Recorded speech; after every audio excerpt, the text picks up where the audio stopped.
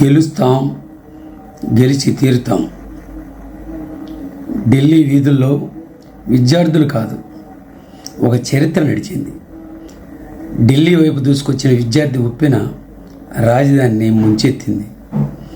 ఢిల్లీ వీధుల్లో ఒక తరమే కవాతు తొక్కింది. ఒక చేతిలో పుస్తకాలు, మరో చేయి ప్రశ్నల పిడికిళ్లతో, ఎరిపెక్కిన కళ్ళల్లో భవిష్యత్ కలలతో వేలాది విద్యార్థులు మాకు ఉద్యోగం కావాలి, మాకు న్యాయం కావాలి, మాకు భవిష్యత్తు కావాలి అని నినదిస్తుంటే వారి వీపులపై లాఠీలు విరిగాయి. ప్రశ్నించిన గొంతుకలపై టియర్ గ్యాస్ పొగలు కమ్ముకున్నాయి. కానీ లాఠీ దెబ్బలతో, టియర్ గ్యాస్ పొగతో విద్యార్థుల కళ్ళను చెదరగొట్టలేకపోయారు. వారి ఆగ్రహం పార్లమెంటు గోడల్ని తాకింది. అది కేవలం యువత కోసం మాత్రమే కాదు, అది ఒక నిరుద్యోగి తల్లి కన్నీరు, మరో నిరుద్యోగి తండ్రి ఆక్రోశం, ఉద్యోగం కోసం ఎదురు చూస్తున్న కోట్లాది యువత గుండె చప్పుడు. అది పరీక్షల కాలం, ఏళ్ల తరబడి చదివిన విద్యార్థి ఆవేదన, అది ప్రశ్నాపత్రాల లీకులతో నమ్మకం కోల్పోయిన విద్యార్థి ఆగ్రహ ప్రకటన. మీ మొండితనం ఎప్పటికీ సమాధానం కాదు, మీ మౌనం బద్దలై తీరాల్సిందే.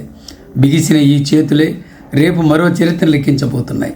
గుర్తుంచుకోండి, మీరు ఎత్తిన లాఠీ, మీరు చిమ్మిన ఈ పొగ కనిపించకుండా పోయేది విద్యార్థులు కాదు, మీ పాలనపై ప్రజల నమ్మకం. ఢిల్లీకి పోటెత్తిన విద్యార్థుల ప్రవాహం ముందస్తు హెచ్చరిక మాత్రమే. నిర్బంధాలతో ప్రశ్నలను అణచలేరు, నినదించిన గొంతులను నొక్కలేరు, భవిష్యత్తును బంధించలేరు. పార్లమెంటు గోడలు ఎంత బలీయంగా ఉన్నా ప్రజల ఆగ్రహం వాటికంటే బలీయమైంది. ఈరోజు ఢిల్లీ వీధుల్లో విద్యార్థుల అడుగుల చప్పుడు రేపటి చరిత్రలో విప్లవం నినాదమవుతుంది. లాఠీకి లొంగని విద్యార్థుల తనువులు, టీర్ గ్యాస్కు భయపడని వారి కళ్ళు, అణిచివేతకు తలవంచిన వారి పోరు కేక గెలుస్తుంది, గెలిచి తీరుతుంది. ఢిల్లీ లాఠీ చార్జీపై నా స్పందన.